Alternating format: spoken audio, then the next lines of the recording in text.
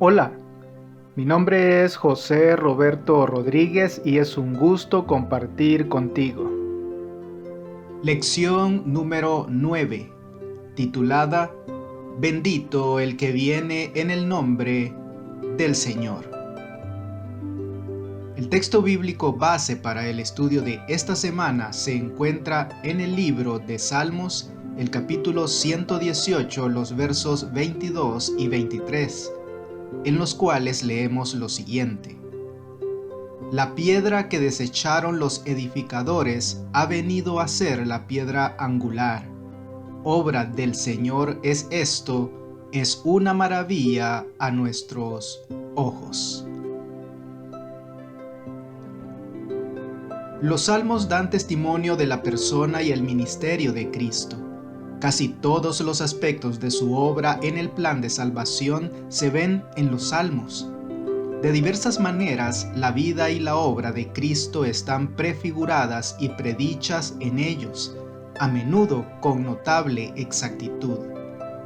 Los temas revelados en los Salmos incluyen la divinidad de Cristo, su filiación divina, su obediencia, su celo por el templo de Dios, su identidad como buen pastor, la traición, su sufrimiento, sus huesos que no fueron quebrados, su muerte, resurrección, ascensión, sacerdocio y realeza.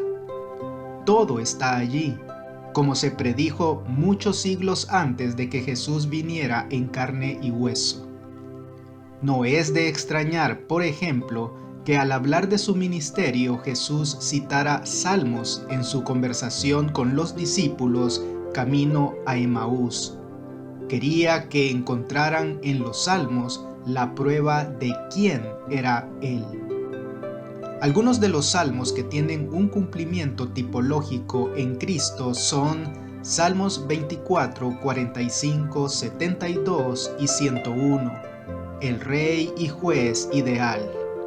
88 y 102, oraciones del siervo sufriente de Dios. En todos los salmos, mediante lamentos, acciones de gracias, alabanzas y el clamor en busca de justicia y liberación de los salmistas, podemos oír los ecos de la oración de Cristo por la salvación del mundo.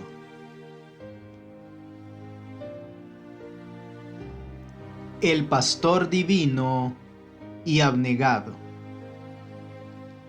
Leamos los siguientes textos. Salmo 23. Jehová es mi pastor, nada me faltará. En lugares de delicados pastos me hará descansar. Junto a aguas de reposo me pastoreará. Confortará mi alma. Me guiará por sendas de justicia por amor de su nombre. Aunque ande en valle de sombra de muerte, no temeré mal alguno, porque tú estarás conmigo. Tu vara y tu cayado me infundirán aliento. Aderezas mesa delante de mí en presencia de mis angustiadores. Unges mi cabeza con aceite, mi copa está rebosando. Ciertamente el bien y la misericordia me seguirán todos los días de mi vida, y en la casa de Jehová moraré por largos días. Salmo 28, 9. Salva a tu pueblo y bendice a tu heredad, y pastoréales y susténtales para siempre. Salmo 81. Oh pastor de Israel, escucha, tú que pastoreas como a ovejas a José, que estás entre querubines, resplandece.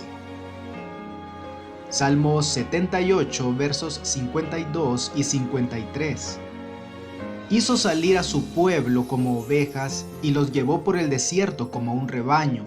Los guió con seguridad de modo que no tuvieran temor, y el mar cubrió a sus enemigos. Salmo 79, 13. Y nosotros, pueblo tuyo y ovejas de tu prado, te alabaremos para siempre. De generación en generación cantaremos tus alabanzas. Y Salmo 103. Reconoced que Jehová es Dios, Él nos hizo y no nosotros a nosotros mismos. Pueblo suyo somos y ovejas de su prado. ¿Cómo se describe en estos textos la relación entre el Señor y su pueblo? La imagen del Señor como pastor y del pueblo de Dios como ovejas de su prado pone de relieve la guía y el cuidado sustentador de Dios para con su pueblo, así como su dependencia de Dios para satisfacer todas sus necesidades. La imagen transmite la noción de cercanía entre Dios y su pueblo, porque los pastores vivían con sus rebaños y cuidaban de cada oveja individualmente. La imagen pastoral subraya también la propiedad de Dios sobre su rebaño, garantizada por dos fuertes vínculos, la creación y el pacto. La imagen del pastor divino que conduce a José como a un rebaño alude quizás a la bendición que Jacob le dio a José, que presenta a Dios como el pastor de Israel y apela así a esta gran promesa y bendición. Los reyes eran considerados pastores de su pueblo. Sin embargo, únicamente Dios merece realmente este título, porque la mayoría de los reyes humanos no estuvieron a la altura de esa vocación. Solamente el Señor lo merece y por eso se lo llama el buen pastor. Leamos ahora en Juan capítulo 10 los versos 11 al 15. Yo soy el buen pastor su vida da por las ovejas, mas el asalariado y que no es el pastor, de quien no son propias las ovejas, ve venir al lobo y deja las ovejas y huye, y el lobo arrebata las ovejas y las dispersa. Así que el asalariado huye, porque es asalariado, y no le importan las ovejas. Yo soy el buen pastor, y conozco mis ovejas, y las mías me conocen, así como el Padre me conoce, y yo conozco al Padre, y pongo mi vida por las ovejas. ¿Qué dice Jesús de sí mismo como buen pastor? El vínculo íntimo entre el pastor divino y su rebaño se aprecia en que el rebaño conoce inequívocamente la voz del pastor. Hasta el día de hoy, los pastores de Medio Oriente pueden dividir sus rebaños que se han mezclado simplemente llamando a sus ovejas, que reconocen a su pastor y siguen su voz. A veces, el rebaño de Dios sufre diversas aflicciones que el pueblo entiende como señal del descontento y el abandono de Dios. Sin embargo, el buen pastor nunca abandona a sus ovejas descarriadas, sino que las busca para salvarlas. Esta es una poderosa imagen de la relación de Dios con su pueblo. Él está dispuesto a morir por sus ovejas, paradójicamente a convertirse en cordero sacrificado por ellas. Además, Jesús confirmó que llamaría a sus ovejas de otros rebaños y las uniría en un solo rebaño. ¿De qué manera puedes aprovechar a diario y en la práctica lo que se nos promete al tener a Jesús como buen pastor?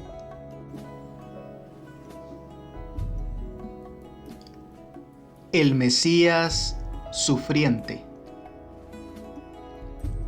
Leamos en Salmo 22 los versos 1, 8 y 18. Dios mío, ¿por qué me has desamparado? ¿Por qué estás tan lejos de mi salvación y de las palabras de mi clamor?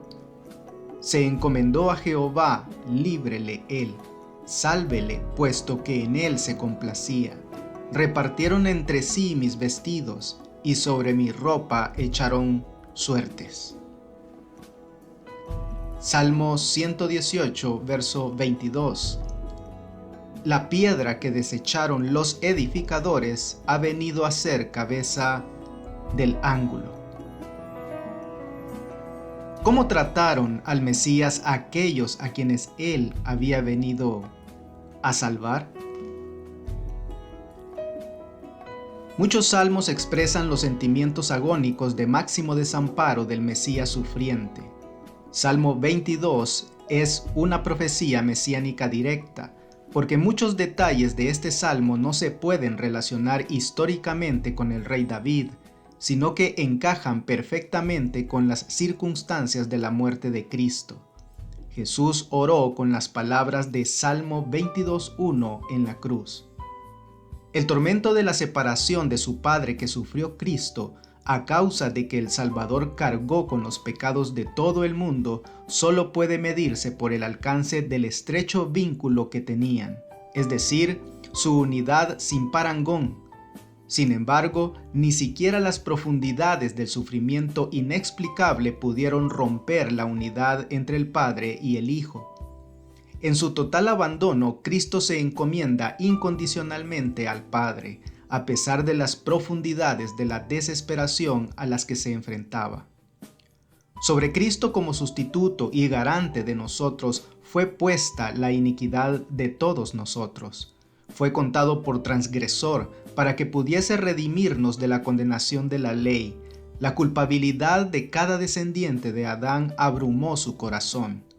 La ira de Dios contra el pecado, la terrible manifestación de su desagrado por causa de la iniquidad, llenó de consternación el alma de su Hijo. Las imágenes amenazantes de toros fuertes, leones rugientes y perros resaltan la crueldad y la animosidad que soportó Cristo, a quien se compara con un gusano inofensivo e indefenso en sus horas finales a manos del pueblo. Con asombrosa exactitud, Salmo 22 transmite los comentarios venenosos de la multitud que se burló de las palabras que Jesús mismo había elevado al Padre, y de los soldados que se repartieron las vestiduras de Jesús. Poco comprendía entonces el pueblo que el gusano que pretendían aplastar se convertiría en la principal piedra angular del templo, para proteger sus cimientos. Sin embargo, el Mesías rechazado se convirtió en la fuente de la salvación para el pueblo de Dios tras su resurrección de entre los muertos. Cristo sufrió el rechazo de la humanidad, pero Dios glorificó a su Hijo al convertirlo en la piedra angular viva del templo espiritual de Dios. Para quienes rechacen esta piedra, es decir, al medio de salvación de Dios, esta se convertirá en el agente del juicio.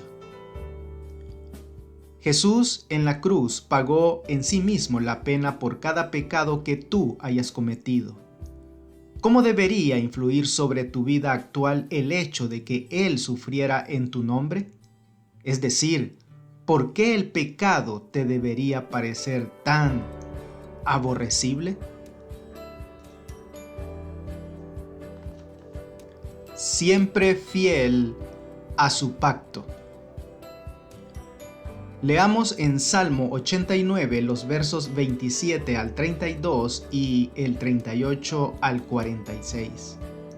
Yo también le pondré por primogénito, el más excelso de los reyes de la tierra. Para siempre le conservaré mi misericordia y mi pacto será firme con él. Pondré su descendencia para siempre y su trono como los días de los cielos. Si dejaren sus hijos mi ley y no anduvieren en mis juicios, si profanaren mis estatutos y no guardaren mis mandamientos, entonces castigaré con vara su rebelión y con azotes sus iniquidades. Mas tú desechaste y menospreciaste a tu ungido y te has airado con él. Rompiste el pacto de tu siervo, has profanado su corona hasta la tierra. Aportillaste todos sus vallados, has destruido sus fortalezas. Lo saquean todos los que pasan por el camino. Es oprobio a sus vecinos. Has exaltado la diestra de sus enemigos. Has alegrado a todos sus adversarios. Embotaste asimismo el filo de su espada y no lo levantaste en la batalla. Hiciste cesar su gloria y echaste su trono por tierra. Has acortado los días de su juventud. Le has cubierto de afrenta. Sela. ¿Hasta cuándo, oh Jehová? ¿Te esconderás para siempre? ¿Arderá tu ira como el fuego? Y Salmo 132, versos 10 al 12. Por amor de David tu siervo, no vuelvas de tu ungido el rostro. En verdad juró Jehová a David, y no se retractará de ello. De tu descendencia pondré sobre tu trono, si tus hijos guardaren mi pacto, y mi testimonio que yo les enseñaré. Sus hijos también se sentarán sobre tu trono para siempre. ¿En qué consiste el pacto davídico? Al parecer, ¿qué fue lo que lo puso en peligro? El pacto davídico contiene la promesa de Dios de sostener eternamente el linaje de David y la prosperidad del pueblo de Dios. La permanencia del pacto se afianzaba sobre el solemne juramento de Dios y la fidelidad del rey a Dios. Sin embargo, incluso los reyes devotos como el rey David no siempre fueron fieles al Señor. Salmo 89 se lamenta por la dura realidad que parece indicar que las gloriosas promesas del pacto davídico se han perdido. ¿Abandonó Dios irremediablemente a Israel? La respuesta, por supuesto, es no. Sí, la ira de Dios es una expresión del juicio divino. No obstante, no dura para siempre, porque el amor eterno de Dios perdona los pecados de las personas cuando éstas se arrepienten. Pero, mientras dura, el descontento de Dios con su pueblo descarriado es grave. El pueblo siente las amargas consecuencias de su desobediencia y se da cuenta de la gravedad de sus pecados. Con todo, pregunta, ¿hasta cuándo? Apelando al carácter pasajero de la ira de Dios.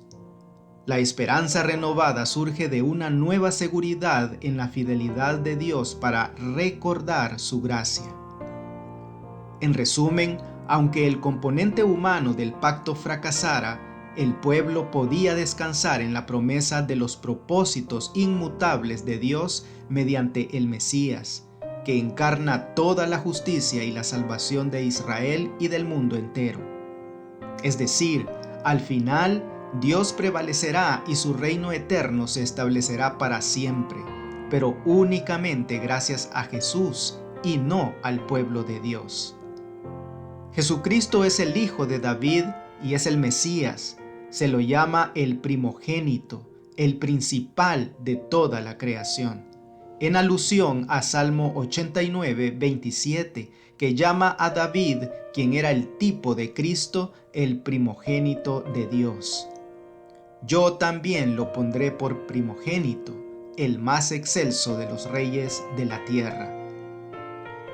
Es evidente que el título primogénito no expresa la condición biológica de David, porque David era el octavo hijo de sus padres. Lo mismo sucede con Jesús. Este título significa su honor y su autoridad especiales. Dios hizo de Jesús el Rey Supremo sobre todo el mundo cuando lo resucitó de entre los muertos. En algún momento lee Colosenses 1:16 y 20 al 22. Y luego pregúntate, ¿qué nos enseñan estos versículos acerca de quién es Jesús y qué hizo por nosotros?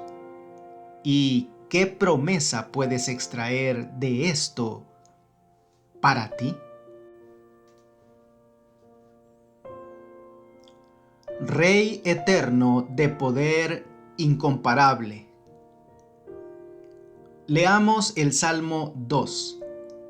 ¿Por qué se amotinan las gentes y los pueblos piensan cosas vanas? Se levantarán los reyes de la tierra y príncipes consultarán unidos contra Jehová y contra su ungido, diciendo: rompamos sus ligaduras y echemos de nosotros sus cuerdas.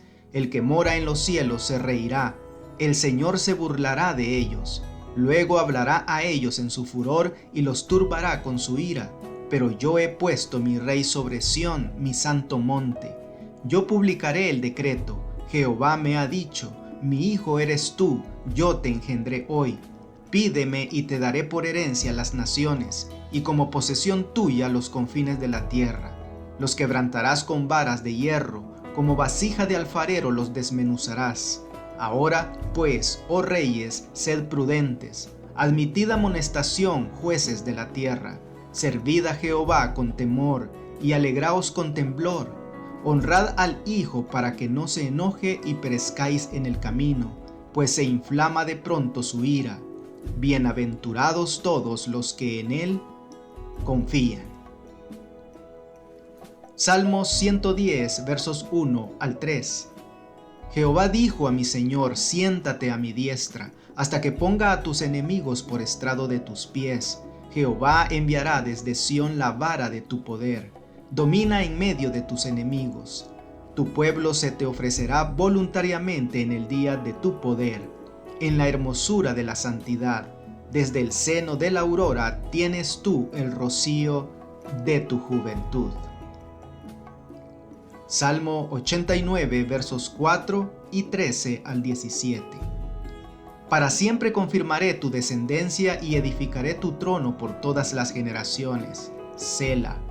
Tuyo es el brazo potente, fuerte es tu mano, exaltada tu diestra. Justicia y juicio son el cimiento de tu trono. Misericordia y verdad van delante de tu rostro. Bienaventurado el pueblo que sabe aclamarte. Andará, oh Jehová, a la luz de tu rostro. En tu nombre se alegrará todo el día, y en tu justicia será enaltecido, porque tú eres la gloria de su potencia, y por tu buena voluntad acrecentarás nuestro poder. Y Salmo 110, versos 1, 2, 5 y 6. Jehová dijo a mi Señor: siéntate a mi diestra hasta que ponga a tus enemigos por estrado de tus pies. Jehová enviará desde Sión la vara de tu poder. Domina en medio de tus enemigos. El Señor está a tu diestra. Quebrantará a los reyes en el día de su ira. Juzgará entre las naciones, las llenará de cadáveres. Quebrantará las cabezas en muchas tierras. ¿Qué nos enseñan estos textos acerca de Cristo como Rey? La descripción de Dios como Padre del Mesías apunta a la coronación del Rey cuando éste fue adoptado en el pacto de Dios. Prevé la resurrección y la exaltación de Cristo como el amanecer del nuevo pacto eterno y del sacerdocio real de Cristo. El Mesías se sienta a la diestra de Dios como alguien que posee honor y autoridad sin precedentes. Además, la interacción entre el Señor y el ungido, Mesías, sugiere incluso una intención de identificar a este Mesías davídico con el Señor mismo. Si el que está sentado a la diestra es el Señor, entonces el Señor es el Mesías, ya que este último también es visto a la diestra. Finalmente, Cristo tendrá la victoria absoluta sobre sus enemigos. Hacer de los enemigos un estrado es una imagen que refleja la costumbre de los antiguos reyes del cercano oriente de colocar sus pies sobre el cuello de sus enemigos derrotados para demostrar el dominio total sobre ellos. Sin embargo, la vara de Cristo no es aquí una herramienta de terror. La vara, bastón, la llevaban originalmente los líderes tribales como símbolo de la tribu. La vara de Cristo procede de Sión porque Él representa al pueblo de Sión. Su vara es un símbolo del juicio divino que pone fin al dominio del mal y representa el reinado sin rival de Cristo. Incluso los reyes impíos tienen la oportunidad de arrepentirse y someterse al Mesías. Una representación gráfica de la victoria final de Cristo se encuentra en la escena previa al advenimiento en Daniel 7, que muestra que después de que se da el juicio en favor de los santos del Altísimo, se establece su reino, cuyo reino es reino eterno. Gracias a la cruz, la promesa del reino está asegurada. Se promete una bendición a todos los que confían en el Rey, y el pueblo se regocija en el reinado soberano y justo del Mesías. Qué agradable es saber que si al final el bien triunfará sobre el mal, se hará justicia y el dolor y el sufrimiento serán vencidos para siempre. ¿De qué manera debería consolarnos esta verdad ahora que, desde una perspectiva humana, el mal parece prosperar? Sacerdote eterno según el orden de Melquisedec. Leamos en Salmos 110 los versos 4 al 7. Juró Jehová y no se arrepentirá, tú eres sacerdote para siempre según el orden de Melquisedec. El Señor está a tu diestra, quebrantará a los reyes en el día de su ira, juzgará entre las naciones, las llenará de cadáveres. Quebrantará las cabezas en muchas tierras, del arroyo beberá en el camino, por lo cual levantará la cabeza. ¿En qué sentido es único el sacerdocio de Cristo y qué gran esperanza podemos encontrar en el sacerdocio celestial de Cristo? Dios dota al Mesías de una realeza eterna y de un sacerdocio de rango superior, el orden de Melquisedec. El Señor sella su palabra con una promesa solemne. El juramento de Dios de no cejar en su empeño de darnos un sacerdote perfecto es una señal de su gracia. Los pecados y las rebeliones abiertas de la gente hacen que Dios abandone constantemente a su pueblo, pero el juramento de Dios es inmutable y garantiza la gracia de Dios al revocar su juicio sobre el pueblo arrepentido. El juramento divino introduce un elemento novedoso en el pacto davídico, al declarar que el Mesías Rey es también sacerdote. Los reyes de Israel nunca pudieron ejercer como sacerdotes levitas. Cuando la Escritura menciona a reyes o pueblos que ofrecen sacrificios, implica que ellos llevaban los sacrificios a los sacerdotes, quienes realmente los ofrecían. Salmo 110 distingue al Mesías Rey de los demás reyes y sacerdotes de Israel. El sacerdocio eterno de Cristo deriva de Melquisedec, quien era a la vez rey de Salem, Jerusalén y sacerdote del Dios Altísimo. El Antiguo Testamento nunca habla del rey David ni de ningún otro rey israelita como poseedores del sacerdocio según el orden de Melquisedec, excepto en Salmo 110. Es evidente que este salmo habla del sacerdocio de Melquisedec. Claramente, el salmo habla de un rey sacerdote distintivo en la historia de Israel. Leamos ahora en Hebreos el capítulo 7, los versos 20 al 28. Y esto no fue hecho sin juramento, porque los otros ciertamente sin juramento fueron hechos sacerdotes, pero este con el juramento del que le dijo, juró el Señor y no se arrepentirá, tú eres sacerdote para siempre, según el orden de Melquisedec. Por lo tanto, Jesús es hecho fiador de un mejor pacto, y los otros sacerdotes llegaron a ser muchos, debido a que por la muerte no podían continuar, mas este, por cuanto permanece para siempre, tiene un sacerdocio inmutable, por lo cual puede también salvar perpetuamente a los que por él se acercan a Dios, viviendo siempre para interceder por ellos.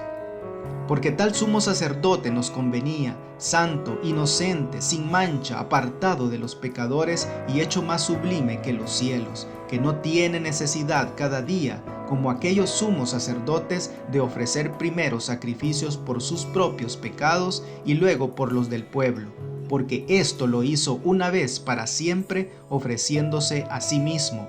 Porque la ley constituye sumos sacerdotes a débiles hombres, pero la palabra del juramento posterior a la ley, al Hijo, hecho perfecto para siempre.